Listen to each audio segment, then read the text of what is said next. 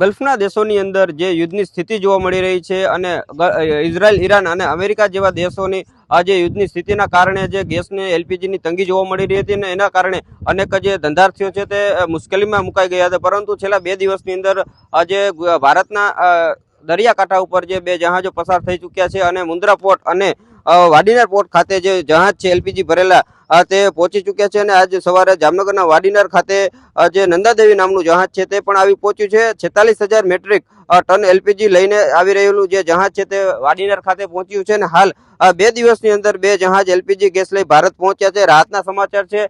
જે એલપીજીનો જે જથ્થો હતો તેને લઈને મોટા સમાચાર કહી શકાય, કારણ કે જે પ્રકારે યુદ્ધની સ્થિતિ વચ્ચે આ 2 દેશોની અંદરથી પસાર થઈ અને જે જહાજ છે તે આવી પહોંચ્યા છે. ખાસ કરીને જે 46,000 મેટ્રિક ટન જેટલો એલપીજીનો જથ્થો છે તે વાડીનાર ખાતે પહોંચ્યો છે અને તેમાંથી અમુક જે જથ્થો છે તે તમિલનાડુ ખાતે પણ મોકલવામાં આવશે અને અહીંથી સીધો દરિયાઈ મારફતે જે રિફાઇનરી ખાતે મોકલી અને તેમની જે આગળની પ્રોસેસ છે તે શરૂ કરવામાં આવશે. સાગર સંઘાણી, આજકાલ, જામનગર.